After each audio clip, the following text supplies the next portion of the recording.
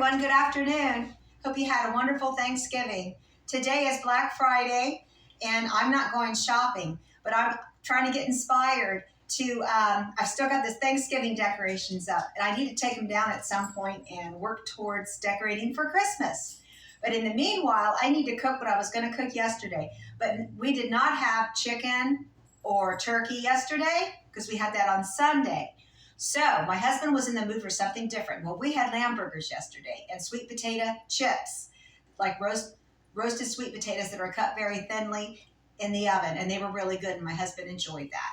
But today I want to make what I originally planned for yesterday, which is Cornish hens. Let's get started. Here are some of the food items we'll be working with today. Cornish hens, green beans in the can, mushrooms in the can, apples, and an onion, maybe less than an onion because we're only a family of 2. Unless my kids stop by again. They find out about this, they probably will. Oh boy. All right then, instead of starting with the dessert, which I would normally do if I was serving dinner right away, I mean for people to eat right after I cook it, I would start with the dessert first normally. But since my husband doesn't eat till way later and he will be microwaving his plate, I'm going to start with the Cornish hens, then work on the side dish entree, and then we're going to do the dessert. So that's the order we're going to do it in, folks.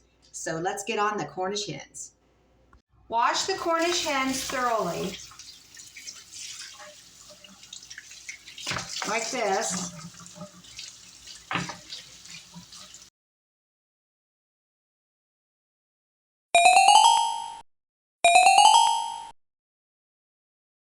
Pan, I have a half a stick of margarine. You can use butter. You can use a whole stick if you like. Most recipes would call for that. And I got some spices, which is oregano and basil, just a little sprinkles, and about a teaspoon of minced garlic. I'm going to stir this up and let it melt. Then I'm going to baste the hens with this. All right, then that is melted already. I'm going to turn it off. Get ready to baste those hens inside and out. I also put salt and pepper on the birds inside and out, and I cut off the little thingamajig down here. I don't know what that's called, but it wasn't necessary, so I got rid of that. Okay, now it's time to pour the butter on top and a little bit inside the birds. There you go. And whatever comes down on the bottom will mix with the water as it cooks. And then you'll use your little baster. And I'll be showing you how to do that. You've probably done it before, most of you. If not, you'll learn today. Cornish hens, that's a great way to learn how to cook poultry. It's a great start. Now cover the Cornish hens with aluminum foil. The aluminum foil will help hold in the juices while it's cooking. All right, I've got my oven set at 325. I'm going to put them in the oven for an hour and a half. I may take it out half time and look at it, and I'll baste it at that time if I feel it's necessary. But they usually stay pretty juicy. Oh, my. Okay. Oh, for being some little birds, they were kind of heavy. That pan was probably heavier than the birds, though, to be honest. It's a glass pan. Now it's time to chop some onion. Guess what we're going to make? Mushroom soup from scratch. All except for the mushrooms are going to be from a can. Otherwise, it's soup from scratch. So, we are going to be working on our green bean casserole next. I need some onion to give it good flavor. And I'm using red onion because it's a festive occasion. For me, the day after Thanksgiving and the whole month of December is definitely a festive month. And I'll be cooking holiday food, this type of food, all month long, periodically. I may even put out a video a couple times a week, maybe more. Make the roux for our mushroom soup. We start with 2 tablespoons of butter or margarine. We're going to add, let me get these tablespoons out of here, 2 tablespoons of flour to that. And we're going to whisk. It will make a paste. A pasty roux to begin with. So use your whisk. And keep it on low, real far. real far low. Okay, add your onion also. Okay. And you can melt your butter. I didn't melt my butter enough. Be sure to melt your butter a little bit before you add that flour. Then gradually add your chicken broth. I'm using about 2 cups. I may not use all of this now. I want it to be, thick enough. Of course, you can always thicken with some cornstarch. Now I'm going to alter that recipe. 1.5 cups of chicken broth is plenty. You don't want it because you're going to add a little milk, like 1/2 cup or something. Let's drain the mushrooms. Now put your drained mushrooms in the soup. I'm just putting them in the way they are. I'm not cutting them up because I want this green bean casserole to be about the mushrooms also. And I want them to be big, not little cut up pieces. You don't have to cook the mushrooms in with the soup very long because it's going to cook in the oven with the green beans when you do your casserole. I did add a little under 1/2 cup of milk. I already added that. So, and then you turn your burner off. You can also add a few sprinkles of lemon juice to the soup, and you can add sour cream. Now, I'm not going to add the sour cream to this. I'm going to see how it tastes without. I'm going to give it a taste test. But I did add a few drops of lemon juice. The acid in the lemon juice really flavors it, but you don't want to overdo it. I added pepper. Add pepper according to your taste. Now we're going to give this a taste test.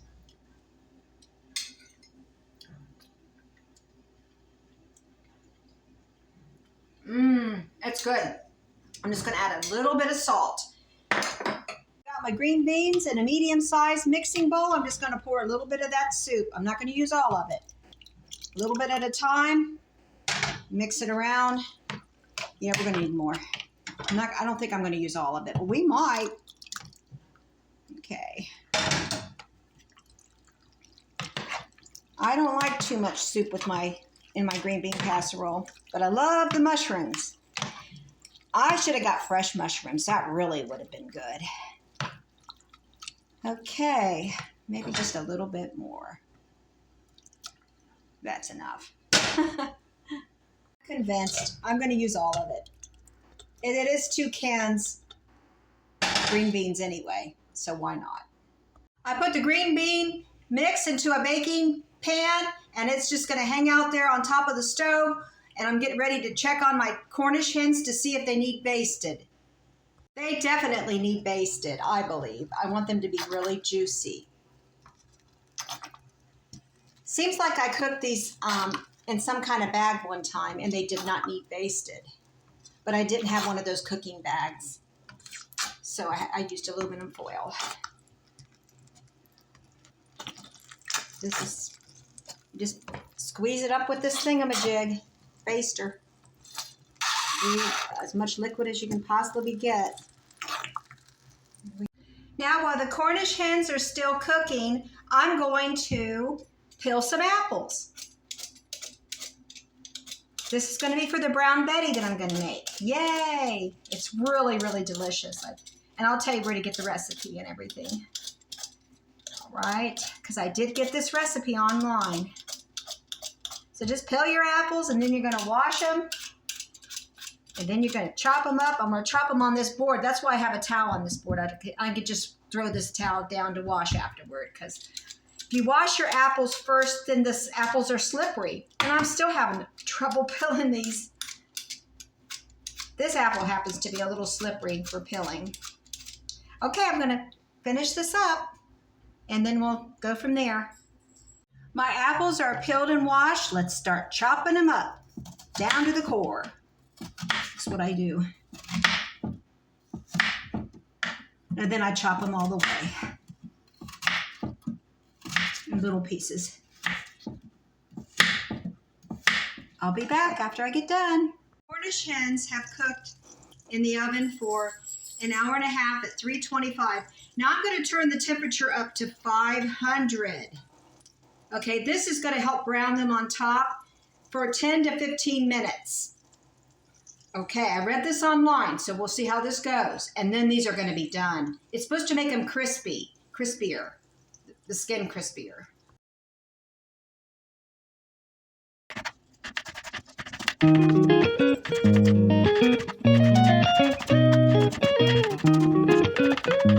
Now, since I chopped these apples really small, they should cook a little quicker in the oven. I'm going to bake the 2 casseroles.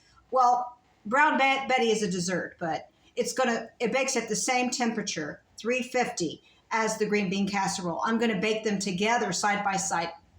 Right as soon as I take out, my plan is as soon as I take out the Cornish hen.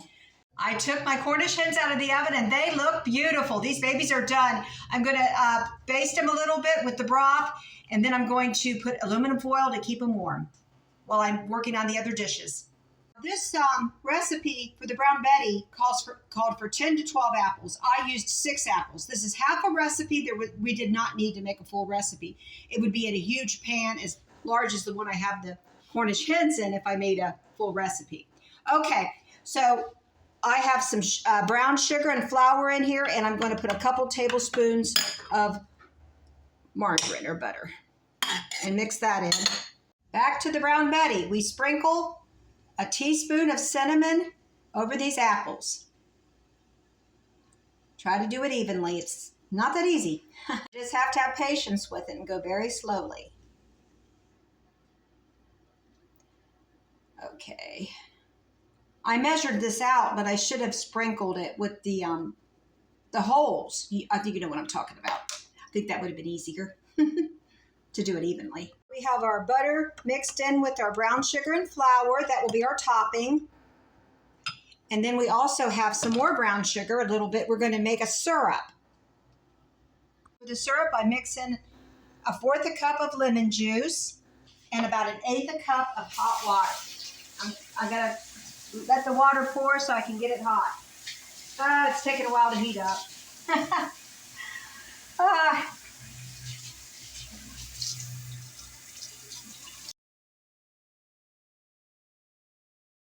Now you drizzle half of that syrup over the apples very carefully.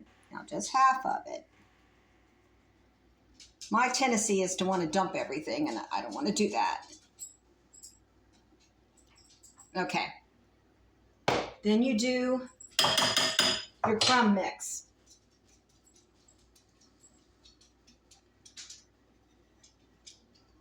I'm just going to pour that and just spread it out. I think that's what I'm going to do. There's more than one way to skin a cat or to make Brown Betty.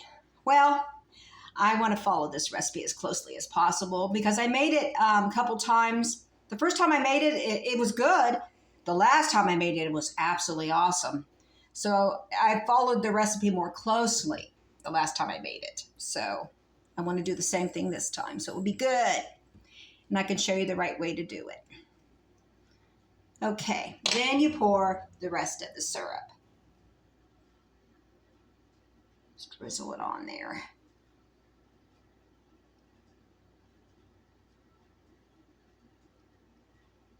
All right then, that's it. Now the green bean casserole only needs to bake for 30 minutes. This Brown Betty said an hour. I would say 45 minutes. I'll check it after 45 minutes. So this is going to take a while. We do not like soggy onion rings. So I'm going to try to do the onion rings, but that can be done at the very end. My husband, for me to do them right now, he would say, you should have waited. I'm like, how late in the evening do I have to wait for them to be crunchy? So I'm going to put this in the oven, both of these dishes, right this minute while I'm thinking about it. Okay, here's the Brown Betty.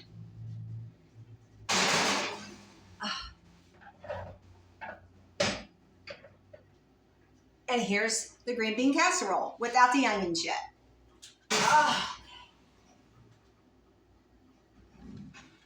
All right then, because he said do not put them on ahead of time because they get soggy. He likes to add them afterward, you know, from the can, the French's fried onion rings. And I didn't buy those deliberately because I thought I might challenge myself and make them from scratch because I've made onion rings from scratch. So we'll see how this goes. We're working on the fried onion rings. I've got some buttermilk. I'm going to put the onion rings in here. And this is a large onion, but it's only like a fourth or a third of a large onion. Okay. Like I said, I'll let you know where I got this recipe, and you can make a full recipe if you like. We just don't need to do that here. Okay. Because there's only two of us. And if we have a daughter stop by or a grandkid, then they can try it if they want, if they like green bean casserole. Mix that up with the milk, and we're going to refrigerate this, and that's what the recipe says to do, for 15 minutes. I have a bowl with flour and cracker crumbs. You can use panko crumbs. That's what it called for. So, and a little seasoning. I believe I have dill for my seasoning. And that's what I'm going to mix the onion and buttermilk. I'm going to mix it in this, and then I got some oil in this pan. It's supposed to be 2 inches. Well, okay, I guess we'll do 2 inches. I don't always follow the recipe to a T. We'll see. This is part of the cooking I was most nervous about, because I do not like deep frying, that's for sure. And even frying makes me a little nervous. When this is heated up, I'll start the process of dipping the onion into the flour, panko, or cracker crumb mix. Okay. And to test this, I'm going to put a little bit of, it's not even close, but I'm going to put a little bit of the mixture here. And if it bubbles up, that when you put it in the oil, you'll know that it's ready. So I'm going to be watching this very closely. This is not as deep as what it called for, but I think it will work because I've made onion rings before, and they were like, I used about this much oil, and my husband liked it. So we'll see how it goes. This is not going to be perfect, but he just loves onions cooked any way I want to cook them, really. And I can put it over that green bean casserole. He'll be fine with it. As long as it's crispy. I'll have to keep these onion rings separate. I cannot put them, he wants to add them at the end. I think you know what I'm talking about. I may do it for a presentation, a light covering, but it's not going to be I'm not going to use all of them. I've already started the frying process, and it's making me nervous. I'm not going to lie. This is very challenging. Okay, just shake off that flour and put it in there. See, that's why they recommend a deeper pan so you don't get splattered. I'm just staying back pretty far. All right, then. You'll see what it ends up with. It might be a disaster. These onion rings did not crisp up enough. I know my husband. I'm going to put these in the oven. I will not be using this recipe again, I don't think. I like to use egg also because it helps the flour mixture stick to the onions if you dip it in egg first. That's the way I always do my onion rings. So I was trying to follow this recipe. I've never used it before. You can try it if you like. Maybe I didn't do something right, but I may have turned the oil down and because I thought it was going to splatter me, but I thought I had it hot enough. We're going to finish this off in the oven. Now, the green bean casserole I already took out of the oven, and it is done. It just needs a topping for when my husband eats it. I'm hoping to crisp up these onions in the oven, so let's see if we can do it. The brown Betty can just cook right beside the brown Betty that's still cooking. The brown Betty's got about 15 minutes to go. There, I put in the oven right beside brown Betty. That brown Betty's got a ways to go, at least 15 minutes. The brown Betty is done, and she's a-cooling on a rack. The onion rings are almost done. I turned them over a couple times. I had turned the temperature up to 450, so I'm going to give them another shot in the oven, maybe just 3 minutes, and they should be crispy enough. Everything is done. I took the onion rings out of the oven. It's like an onion crumble mix. And some of the onions didn't get coated very well. I think next time I'll use an egg batter. I'll dip the egg in egg batter, and the mixture will stick to it better. The recipe didn't say to do that, but I'm going to try that. And I think it would work great. But I love the buttermilk idea and the red onions. They have really good, strong flavor. I'm going to sprinkle some of this onion mixture over the green bean casserole and make it look gorgeous. And now our dinner is complete. This looks like something the Pilgrims would have eaten. It's very rustic looking, and it just looks like something from the pioneer days, don't you think? So we have green bean casserole, We have Cornish hens and apple brown Betty. I've got a little sampling plate of everything. I've got the green bean casserole, the apple brown Betty, and a little piece of Cornish hen. I'm going to try the Cornish hen first.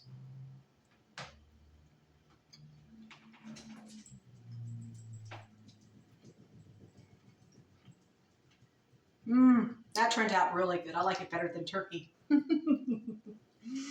Okay, now the green bean casserole.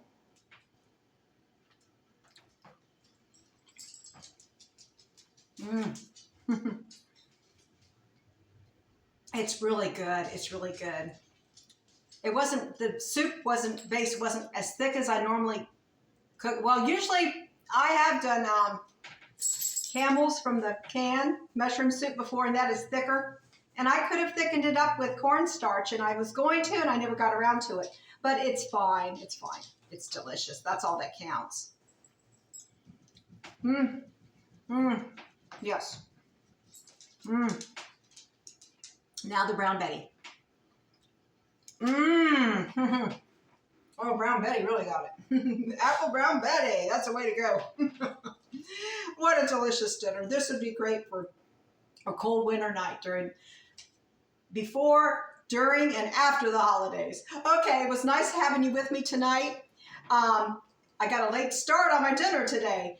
And my husband's, he ran an errand. He'll be back soon, and he's got a wonderful dinner. Well, what can he complain about?